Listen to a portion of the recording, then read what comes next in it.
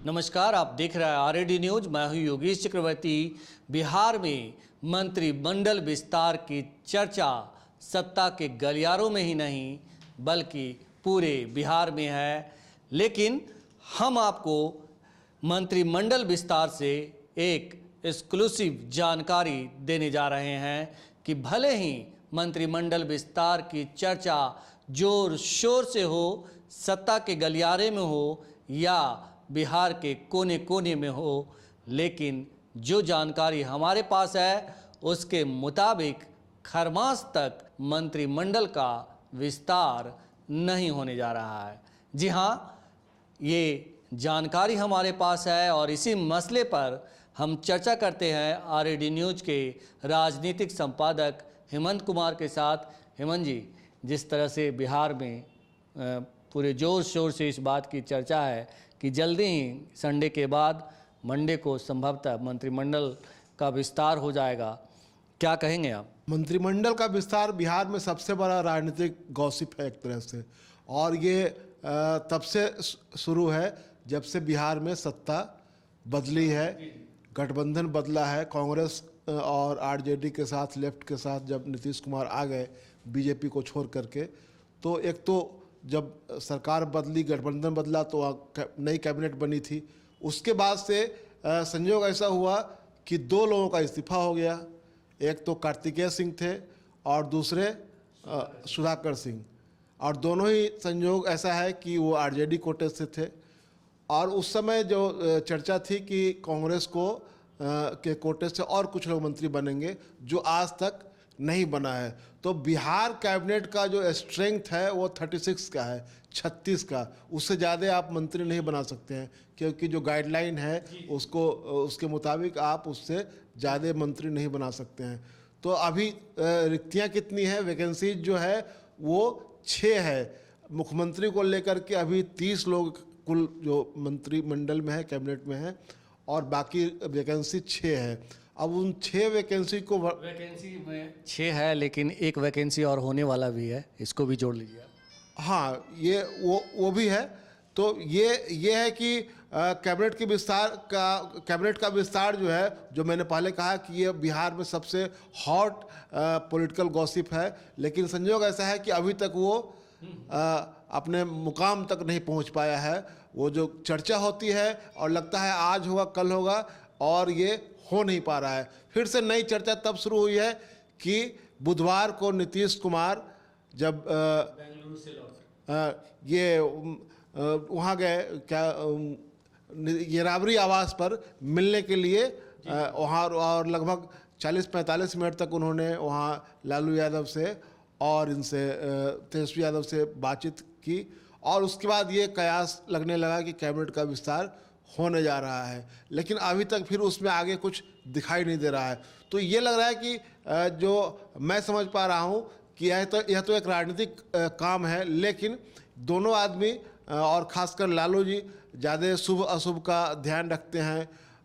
वो धार्मिक प्रवृत्ति के थोड़े व्यक्ति हैं, लेकिन ये जो शुभ अशुभ वाला मामला है उसके मुताबिक मुझे लग रहा है कि जो खरमास चल रहा है अभी, तो इस माना जाता है कि खरमास महीने में कोई शुभ काम नहीं होना चाहिए।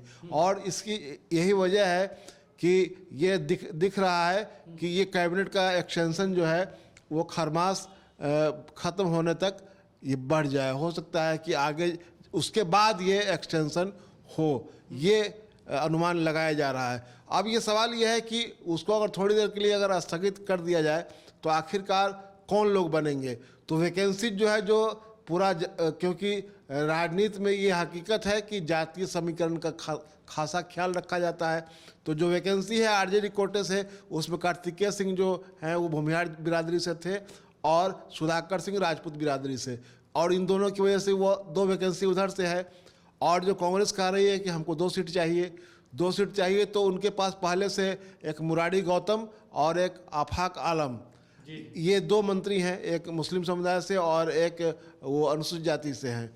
तो ये है कि अब किसको दिया जाएगा। तो ये जो राजनीतिक जानकारों का कहना है कि अब जो मिलेगा, अब जो मौका जिनको मिलेगा उसमें से एक ब्राह्मण और एक पिछड़ी जाति, अति पिछड़ी जाति का कोई व्यक्ति कांग्रेस कोटे से जा सकता है। दूसरी ओर इधर जो आरजेडी का है उसमें वो रिप्लेस बाई भूमिहार और राजपूत, ये दो हो सकता है। कैबिनेट विस्तार होना है, ये गंभीर मसला है, क्योंकि जब 23 जून को पटना में बैठक हुई थी, विपक्षी दलों की पहली बैठक हुई थी, जिसकी सदारत मुख्यमंत्री नीतीश कुमार ने की थी, उन्हीं की अगुवाई में यहाँ बैठक हुई थी, वही उसको होस्ट कर रहे थे। तो उस बैठक में भी राहुल गांधी ने चलते फिरते कैबिनेट विस्तार की बात छेड़ दी थी और कहा था कि कैबिनेट का विस्तार कब कर रहे हैं। मुख्यमंत्री नीतीश कुमार से बल्कि एक तरह से कहें कि पूछ लिया था, और मुख्यमंत्री ने जवाब में कहा था कि बताइए किसको बनाना है, कब बनाना है। तो ये माना गया था कि होगा, लेकिन फिर ये नहीं हुआ।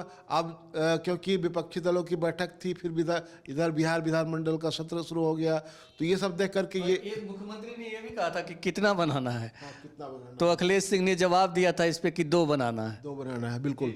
तो ये जो मुद्दा है, जो मैंने पहले कहा कि बिहार का सबसे हॉट टॉपिक है, लेकिन ये उसकी एक हकीकत यह भी है कि वो अभी तक अपने किसी मुकाम तक नहीं पहुंच पाया है। जी, एक चीज़ और है कि कहा जा रहा है कि देर सवेर जो है एक मंत्री हैं आरजेडी के, उनका अभी जाना तय है। ये है तो कैबिनेट का विस्तार जो है, मुझे लग रहा है कि अभी टलेगा, क्योंकि ये सुबह सुबह वाला चक्कर उसमें लगा हुआ है। जी, और मलमास मेले का उद्घाटन मुख्यमंत्री नीतीश कुमार ने खुद राजगीर जाकर की है।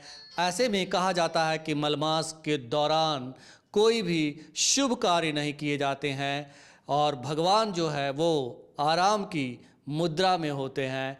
ऐसी स्थिति में जब मंत्री कैबिनेट या यूँ कहें शपथ लेंगे, तो शुभ अशुभ का देखना भी जरूरी है। और जो हम कह रहे थे कि मुख्यमंत्री नीतीश कुमार राजगीर जाकर मलमास मेले का उद्घाटन किए हैं, तो कहने का मतलब ये कि वो खुद भी जान रहे हैं और लालू जी भी धार्मिक विचार के हैं। तो ऐसे में फिलहाल मंत्रिमंडल का विस्तार होने की संभावना काफ़ी कम है। फिलहाल इस चर्चा में इतना ही। अगर आपको हमारा ये डिस्कशन अच्छा लगा हो तो आप हमें फेसबुक पर फॉलो करें, यूट्यूब पर सब्सक्राइब करें, और दोस्तों इन दोनों ही प्लेटफॉर्म पे ज़्यादा से ज़्यादा लाइक करना और शेयर करना तो बिल्कुल नहीं भूलें। धन्यवाद।